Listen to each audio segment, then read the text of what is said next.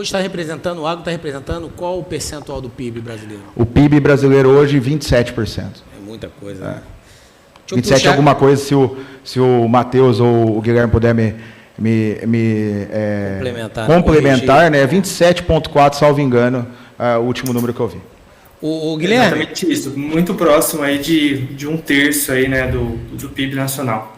O Guilherme, a estrutura de um FDIC, por exemplo, para o agronegócio, é possível, ou vocês já fazem isso, de montar um FDIC para um produtor para conseguir a antecipação dos créditos dos seus fornecedores? É possível sim, depende obviamente do estudo, né, de cada caso, de entendermos a fundo qual a real necessidade dessa e do montante financeiro envolvido, né? E do montante financeiro, obviamente. E aí, casando essas informações ali, entendendo que é algo que dá para subir um fundo, né, iniciar um fundo, e outro ponto importante é entendermos aí, conforme iniciar o fundo, se existe a necessidade de uma alavancagem, se é interessante ou não, tá? Até que ponto que pode chegar esse fundo em relação ao PL, para fomentar operações, né, dentro do próprio fundo. Então é algo que é de se estudar, né, que é caso a caso, para a gente entender e tirar do papel, né, colocar como operacional o fundo.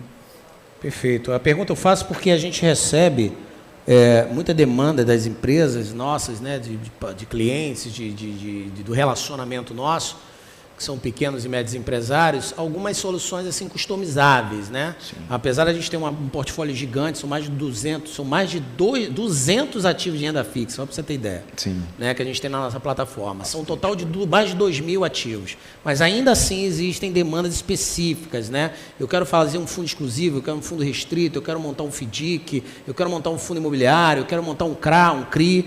E a gente sempre, por isso que vocês estão aqui, para nos ajudar, nos orientar, nos assessorar, nos apoiar para a gente atender melhor o cliente. Então, eu queria passar a palavra agora para o Matheus para fazer a sua mensagem final. Matheus, traz aí para o nosso público aí o que você tem para a gente finalizar o nosso painel aqui.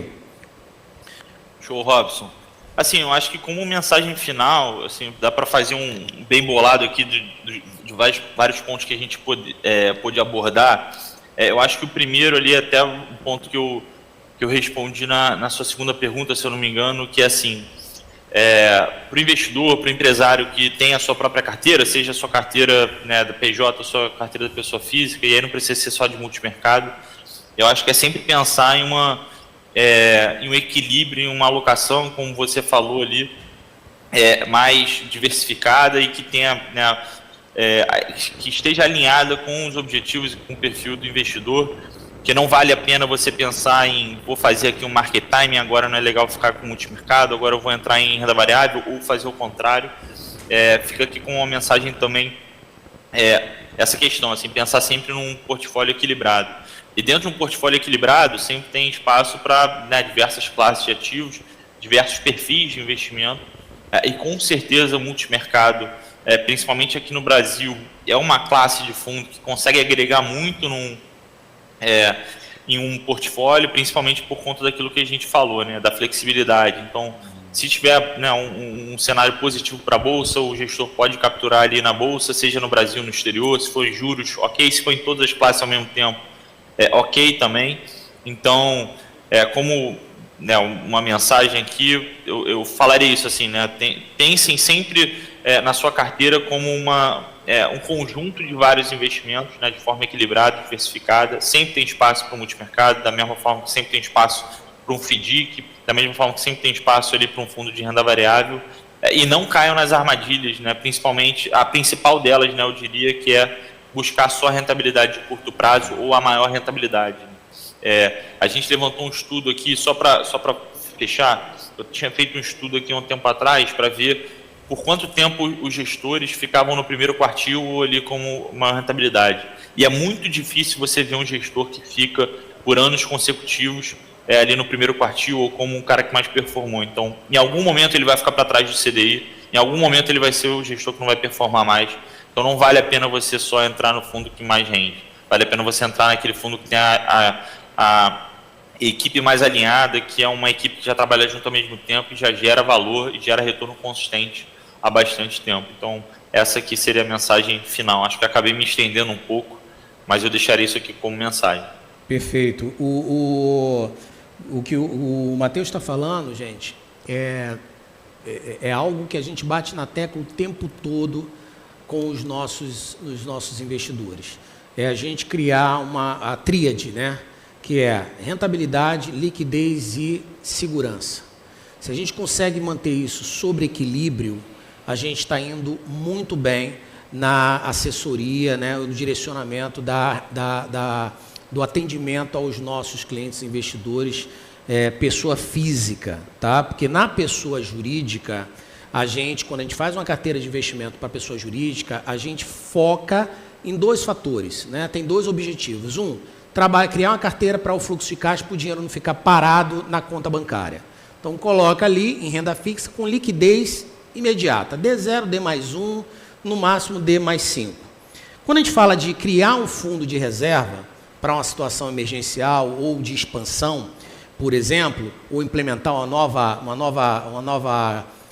mercado, um novo produto, seja lá o que for, aí a gente monta uma carteira mais com a liquidez não tão imediata. Então, a gente pode botar alguns ativos de D30, D15, que a gente sempre direciona da seguinte maneira: você tem que ter, no mínimo, o teu faturamento anual como reserva, como fundo de reserva, no caso da PJ. Na pessoa física, entra a questão de se é conservador, moderado, arrojado, faz o asset allocation, e aqui a gente tem um outro diferencial muito interessante, que é a gente ter o nosso direcionamento da assessoria por os seus objetivos como cliente investidor, a curto, médio e longo prazo. E a gente tem uma coisa na nossa plataforma que é muito diferente do que a gente vê por aí por fora, aí afora nas outras empresas, que a gente consegue criar uma carteira separada por objetivo.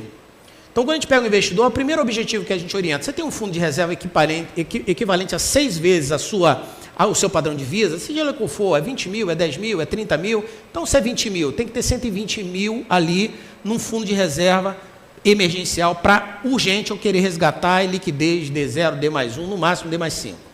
Criei um objetivo, eu crio uma subconta, eu analiso essa carteira. Eu crio um outro objetivo: a troca do carro, a troca da casa, comprar uma casa de campo, uma viagem, o estudo dos filhos, seja lá quais forem os objetivos, dentro de uma única conta, a gente cria subcontas atreladas aos seus objetivos. Então, essa é uma outra coisa muito interessante que o Matheus colocou aí, que é a questão do foco objetivo, que é assim que a gente trabalha. A gente não vende rentabilidade, a gente não promete rentabilidade para os nossos clientes, a gente promete estar junto com os nossos clientes investidores, focado nos seus objetivos a curto, médio e longo prazo.